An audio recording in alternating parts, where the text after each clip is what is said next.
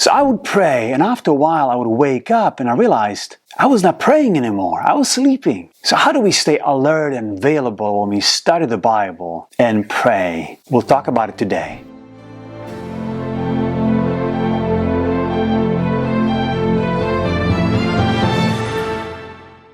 How do we study the Bible? There are 4 powerful principles contained in just one verse. In Ezra 7 verse 10 it says, "For Ezra had prepared his heart to seek the law of the Lord and to do it, and to teach statutes and ordinances in Israel." First, we are called to prepare our hearts. We want to be awake physically, we want to be present emotionally, and we want to be in tune spiritually. So when we study the Bible, how do we prepare ourselves for Bible study? In the book of Mark, chapter 1, verse 35, we read, "Now in the morning, having risen a long while before daylight, he went out and departed to a solitary place, and there he prayed." From this verse, we see Jesus spending time with God early in the morning. So if we study in the morning, how do we prepare ourselves for Bible study? So first, we want to determine time for Bible study and prayer. And as we begin to practice that will become a regular habit. Now, let's say our goal is to study and pray at 6 o'clock in the morning.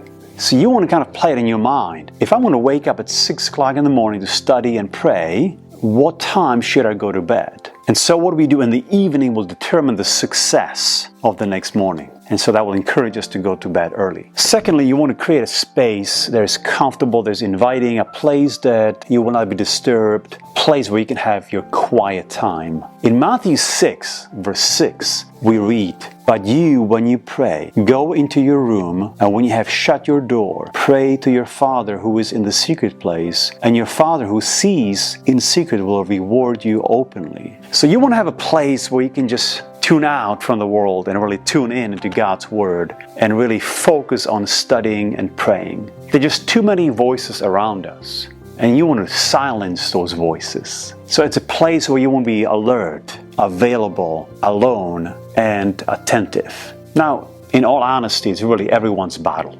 Thirdly, you should have a plan. You should know what to study. You should have your tools. You should have your physical Bible. You should have your highlighters, study aids, whatever you need for a good Bible study. Also, I would encourage you to have a prayer journal, a place where you can write down things to pray for, people to pray for. Now let's talk about how to be awake physically when we study the Bible. You know, sometimes we wake up and we are half asleep, half awake, and really we wouldn't get to the stage where we are fully awake.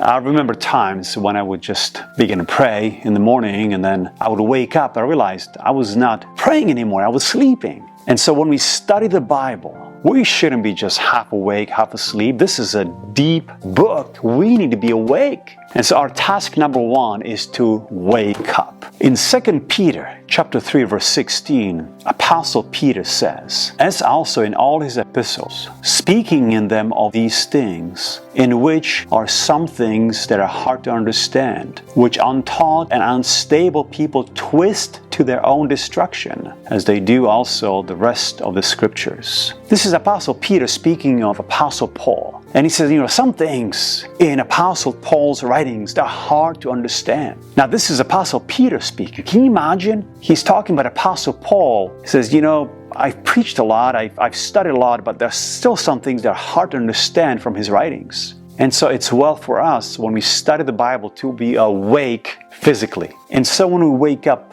it would be well for us to maybe drink some water, stretch a little bit, go for a walk, take a shower.